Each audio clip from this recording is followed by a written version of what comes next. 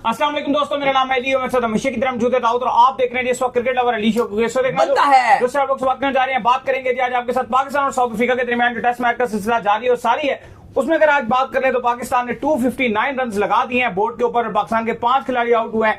ऐसा लग रहा है कि पाकिस्तान इस वक्त जो है टॉप पर मौजूद है और पाकिस्तान को इस वक्त जो है पकड़ना काफी मुश्किल हुआ है। शान मसूद की अगर आप बात कर लें, बड़ी बेहतरीन किस्म की उन्होंने इनिंग्स खेली है, बीच में उन्होंने छक्के भी मारे। ऐसा लगा बड़ी स्मूथ जो है वो हार्ड हिटिंग कर रहे हैं। क्या कमाल किस्म के उन्होंने बीच में जो है छक्के मारे।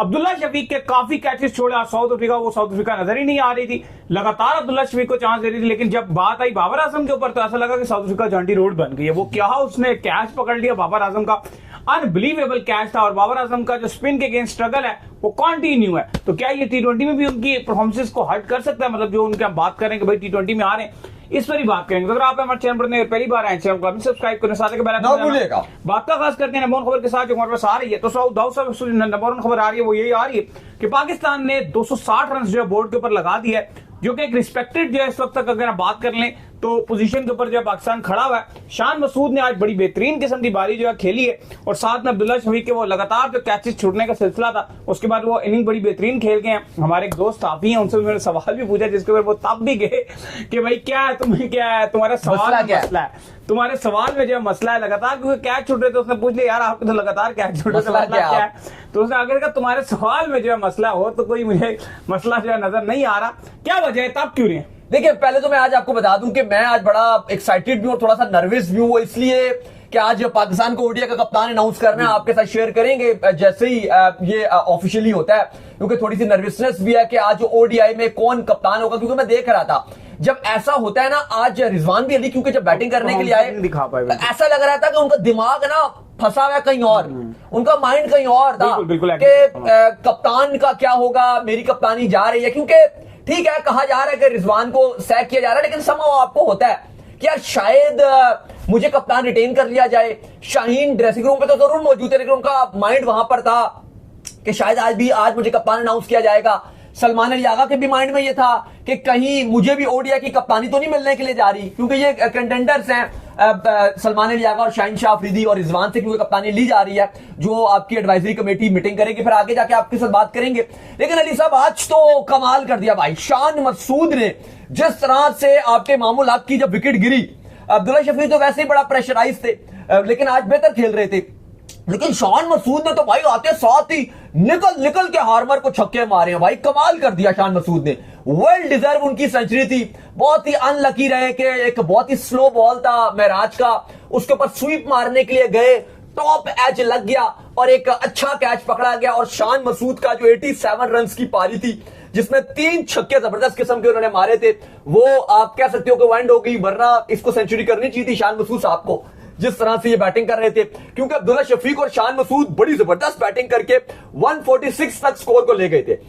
कहीं ना कहीं अली साहब एक बात तो हमें माननी पड़ेगी कि थोड़ा सा अगर हम बोले तो पाकिस्तान लकी है अभी तक, क्योंकि आप देखो कि टॉस जीतो तो हर किसी को पता है कि स्ट्रेट अवे वो बंदा बैटिंग के लिए जाएगा, क्योंकि ये पिचेस ऐसी बनाई जा रही हैं। लाहौर वाली पिच भी यही थी, पिंडी वाली पिच भी ऐसे ही थी। पिच रिपोर्ट भी अगर आप देखो, जो मैंने और अली साहब ने तो देखी भी थी पिच, वो वैसे ही है पिच कि जिस तरह दिन गुजरता जाता है ना अली साहब, दिन गुजरता है, वो आप देखते हो कि टाइम टू टाइम अब जैसे ही दिन गुजरता है पिच स्पिन की तरफ होती जाती है। कल हमने आपको प्लेइंग इलेवन भी बताई थी दाऊद साहब इस चीज के लिए कि आपका टॉस जीतकर आपको पहले बैटिंग दोनों पहले दिन में मिल जाती है और पहले दिन में विकेट उतना ज्यादा ये बैटिंग वाला विकेट नहीं है जो कि पहले दिन से जो है मूव करे। ये डे बाय डे अब अच्छा विकेट बनना शुरू हुआ कि डे बाय डे विकेट खराब होता जाता है। और ये हमने नॉर्मली ऐसे ही देखा, जो अच्छे विकेट्स बना रही होती हैं जो नेशंस, उसमें डे बाय डे सबसे मुश्किल विकेट जो 5वें दिन का हो जाता है। तो ये पाकिस्तान के लिए बहुत लकी है कि पाकिस्तान को शुरू में बैटिंग मिल रही है। फिर सबसे बड़ी बात यह है कि जो पाकिस्तान के कैप्टन है इस वक्त शान मसूद, उसको वेल करते हैं, क्योंकि वो आते हैं मारते हैं, उनको पता है कि लेट होता जाऊंगा विकेट और खराब होता जाएगा। पहली इनिंग में जितना अच्छा रन बनाना है आप बना लो, विकेट का जो फ्लैटेस्ट स्पन है उसके ऊपर आप अवेल कर लो। पहली इनिंग में ही वो आपको विकेट 300 करने देगा, अगली इनिंग में या उससे आप कह लो अगली 200 भी मुश्किल होगा, वो 300 नहीं करने देता। 200 भी एक ऐसा स्कोर होगा जो आपके लिए एक मुश्किल स्कोर होगा, जहां पे आप पकड़ सकते हो। तो आप अभी लीड ले लो। अभी आपके पास सलमान अली आगा 10 रन बनाकर विकेट पर मौजूद है, सऊद शकील 42 रन बना के मौजूद है। आई होप कि कल ये दोनों जो एटलीस्ट पहला जो सेशन है ये दोनों खेल जाए तो पाकिस्तान बहुत ही मुस्तहकम पोजीशन में आ जाएगा। मैं तो ये एक्सपेक्ट कर रहा हूं पाकिस्तान 300 तक ही जाएगा, 310-20 तक जाएगा, क्योंकि अगले दिन ये एकदम ही कोलैप्स भी करते हैं। नहीं, मेरे ख्याल से करना चाहिए। बात आप इसलिए कर रहे हो क्योंकि जो पिछला टेस्ट मैच था दोनों इनिंग्स में आपकी जो टेल थी वो बहुत ही बुरा खेली। ऐसा ही है, ऐसा ही। मतलब हम शाहीन से भी उम्मीद लगाते हैं। हसन पिछले मैच में कुछ नहीं किए, इस बार तो हसन खेल नहीं रहे। आसिफ अफरीदी, नुमान करता है, भी कर देता है, आसिफ अफरीदी बैटिंग करता है, साजिद कर रहा होता है। कल हमने आपको प्लेइंग 11 भी बताई थी, सेम टू सेम वही प्लेइंग 11 आज भी खेली है। मैं वही बता रहा हूं ना अली साहब आपसे कि आपकी टेल बहुत ही बुरी खेली।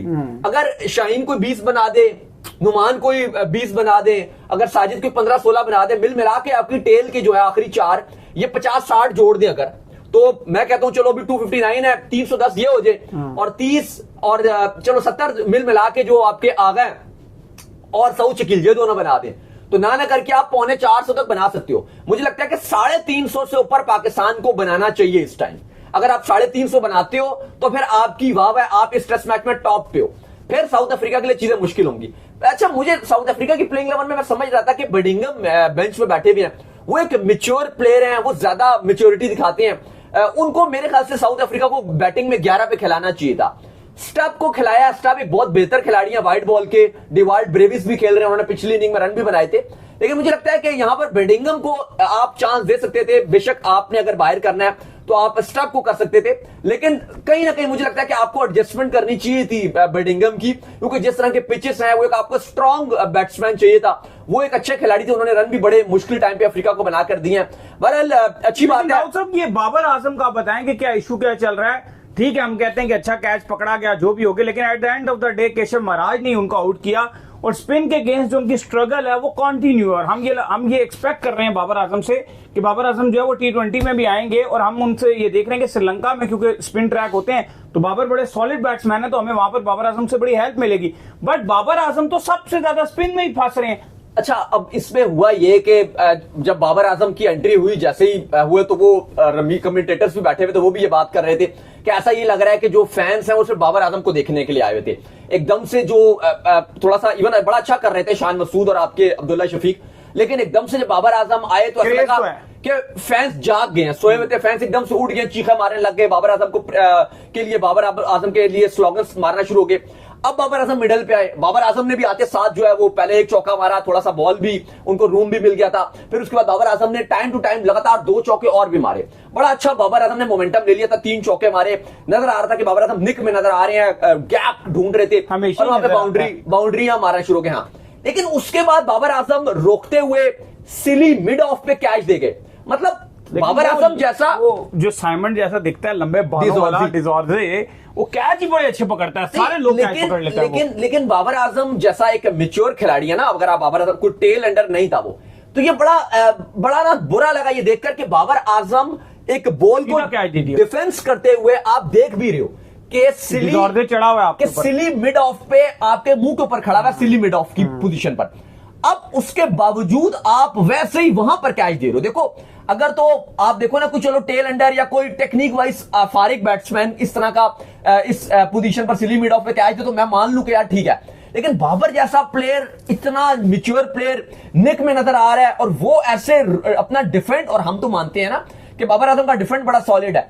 अब देखो इस पे मुश्किलात क्या। अब बाबर आजम का मैंने बार बार हम आपको अपने शो पर बता रहे हैं, लगातार बता रहे हैं कि जब भी T20 स्क्वाड में बाबर आजम की बात आती है ना, ये बात नहीं होती सिलेक्शन कमेटी में या आपके जो कोचेस हैं वो ये बात नहीं करते बाबर आजम के स्ट्राइक रेट के हवाले से। वो बात करते हैं कि बाबर आजम के रन्स नहीं आ रहे, इसलिए हमने बाबर आजम को ड्रॉप किया था एशिया कप से भी, क्योंकि दौरा जब वेस्ट इंडीज था आपका, ओडीआई में रन नहीं आए। अभी हम आपको लगातार खबरें देना शुरू हो गए थे और आपने बाकी भी मेन स्ट्रीम पे भी देखा होगा, डिफरेंट जगह में आपने ये खबर आपने देखी होगी कि बाबर आजम को T20 के लिए कंसिडर किया जा रहा है। क्यों किया जा रहा है? जो पिछला टेस्ट मैच था, पाकिस्तान ने 167 रन बनाए, बाबर आजम ने टॉप स्कोरर थे, 42 रन की बड़ी अच्छी नॉक खेली थी। तो बाबर आजम का लगा कॉन्फिडेंस आ गया, तो सिलेक्शन कमेटी ने भी सोचा कि जो हम साउथ अफ्रीका के अगेंस्ट पिचेस बना रहे हैं T20s में, वो स्पिन फ्रेंडली बना रहे हैं। और बाबर एक अच्छा टेक्निक वाइज सॉलिड बैट्समैन है, हुसैन तलत को वैसे ही बाहर किया जा रहा है, तो बाबर आजम को डाला जाएगा।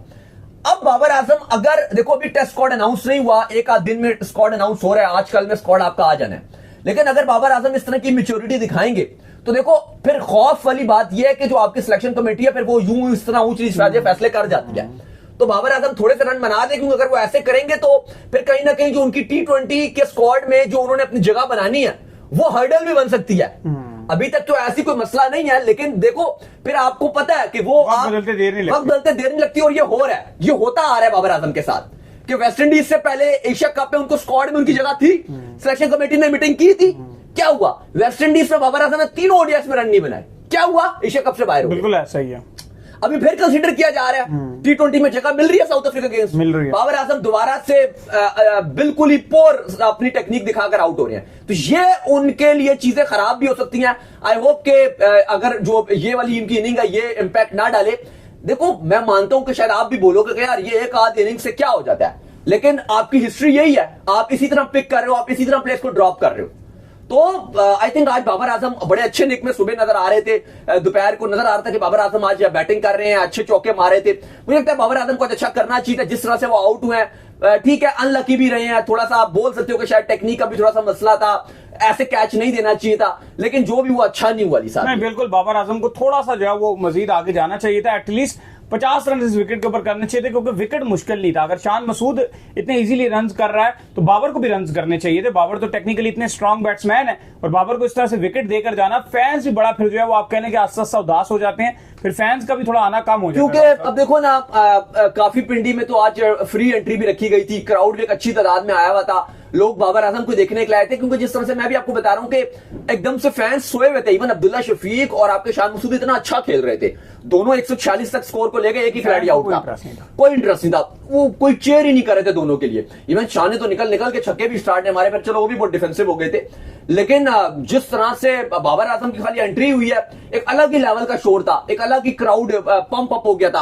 पहला चौके बाबर ने मारा तो फैंस आगे से आगे जो है वो एग्रेसिव हो गए थे, फिर जब उन्होंने 2 और चौके लगा दिए साथ ही साथ, वो एक अलग ही लेवल की एक्साइटमेंट थी। तो जाहिर है बड़े नाम एक होता है, लेकिन आज एक अच्छी चीज जो है, अब काफी लोग इस पर क्रिटिसाइज भी कर रहे हैं आसिफ अफरीदी के ऊपर, आज उनको क्योंकि डेब्यू करने का मौका मिला है। लोग क्यों क्रिटिसाइज कर, लोग कह रहे हैं 38 साल की उम्र में ये डेब्यू कर रहा है, वो वहां पे विराट कोहली ने 36 साल की उम्र में टेस्ट क्रिकेट को खैर बात कह दी है। लेकिन देखो मैं इस पर एक बात बोलूंगा, हर किसी की ना किस्मत और वक्त ये बड़ा इंपॉर्टेंट होता है। किसी को भी किस्मत से ज्यादा नहीं मिल सकता और किसी को भी वक्त से पहले नहीं मिलता, ये साइकिल है। अब आप देखो ना, अब चलो मैं एग्जांपल ही आपको दे दूं, ये जो अमेरिका है, जो इनके बराक ओबामा थे, वो तकरीबन 45 साल में कितने यंग में वो प्रेसिडेंट बन गए थे अमेरिका के, और आप ट्रंप को देखो 80+ साल की उम्र में उनको जो है वो प्रेसिडेंसी मिली।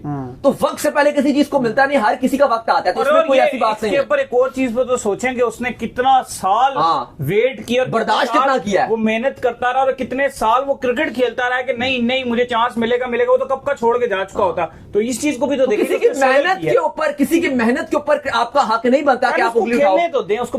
अगर उसने खेला हुआ हो ना मैच, पोर करे, पोर फॉर्म दिखाए, चाहे वो एक टेस्ट में वो बेकार खेले, तो आप फिर उंगली उठा लो कि यार ठीक है वो फारिग था, उसने अच्छा नहीं किया। अभी अगर उसने खेला ही नहीं और आप खेलने से पहले सिर्फ, और आप फॉर्म पे बात भी नहीं कर रहे और आप सिर्फ ये बात करो कि वो 38 का, वो 38 का, वो 38 का, तो ये तरीका कार ठीक नहीं है। लेट 90s में मैं लिस्ट देख रहा था कि 45 साल के बंदे ने भी इंडिया के अगेंस्ट डेब्यू किया हुआ पाकिस्तान की तरफ से। तो क्या है यार, ये कोई क्राइटेरिया नहीं है कि आप फॉर्म भी ना देखो, परफॉर्मेंसेस भी ना देखो। ठीक है परफॉर्मेंस होती है नहीं होती है वो अलग बात है, उस टाइम आप बात भी कर लो, लेकिन अभी कोई उसकी परफॉर्मेंस से बात नहीं कर रहा, मीडिया में भी हर जगह। ठीक है हमारे अगर आप स्ट्रक्चर पे बात करो, हमारे जो क्रिकेट है उसके ऊपर आप सवाल उठा सकते हो कि पहले क्यों उसको चांस नहीं मिला, ये नहीं हुआ, वो नहीं हुआ। लेकिन अगर आप इस आसिफ अफरीदी की, मैं टेस्ट की चलो बात नहीं भी करता, वो भी क्या करता है, लेकिन T20 में तो इसने कलंदर की तरफ से बहुत परफॉर्मेंस दिखाई है। T20 में आप इसके ऊपर सवाल नहीं उठा सकते। इवन मैं तो चाहूंगा कि अगर ये अच्छा कर जाए, अल्लाह करे इस टेस्ट मैच में बॉलिंग अच्छी करे, आप इसको श्रीलंका लेकर जा सकते हो। अभी साउथ अफ्रीका के अगेंस्ट जो आपकी T20 से आप उसको मौका दे सकते हो, उसमें प्रॉपर बड़े जबरदस्त स्पिनर होते हैं श्रीलंका, क्योंकि ये विकेट टू विकेट बॉल डालता है और बड़ा अच्छा एक्यूरेसी इसके पास बड़ी अच्छी है, ये बड़ा तंग कर सकता है। अभी आप घबराते हो, आपके पास पावर प्ले में एक शाइन होता है, दूसरा आपके पास कोई बॉलर नहीं होता पावर प्ले बॉल डालने के लिए, ये तो शुरू के ओवर भी डाल देता है और विकेट्स भी लेके देता है। तो चलो एक कहीं ना कहीं साइन के साथ एक और ऑप्शन भी आपके पास आ जाएगा। तो ठीक है टेस्ट में इसको चांस मिला, डेब्यू करने का मौका मिला, अल्लाह करे अच्छा करे। नुमान है आपके, अब आप उनको ही देख लो, जो जिमी एंडरसन है, उन्होंने अपने पूरे कैरियर में जितनी 10 विकेट्स हॉल ली हैं उतने उस गरीब ने 20 मैचेस में ले लिए हैं, लेकिन उसको मौका इतना लेट मिला है। उस गरीब की गलती तो नहीं है ना यार। तो चलो उम्मीद करते हैं आज हमारे शो आपका पसंद आया। वीडियो को लाइक कीजिए, हमारे चैनल को सब्सक्राइब कीजिए, साथ लगे बेल आइकन को बजाइए। एक और काम कर लीजिए और वो ये कर लीजिए कि आप इंस्टाग्राम के ऊपर जाइए, इनको फॉलो, इंस्टाग्राम पे मुझे फॉलो कर लीजिए, वहां पे मैं मौजूद हूं, दाऊद क्रिकेट के नेम से। अगर आपको कोई सवाल हो तो भेजिएगा, इनको भी फॉलो कीजिए, मुझे फॉलो कीजिए, मैं ऑफिशियल के नाम से, लिंक डिस्क्रिप्शन में, आप सुनते हैं। अल्लाह हाफिज़, बाय बाय।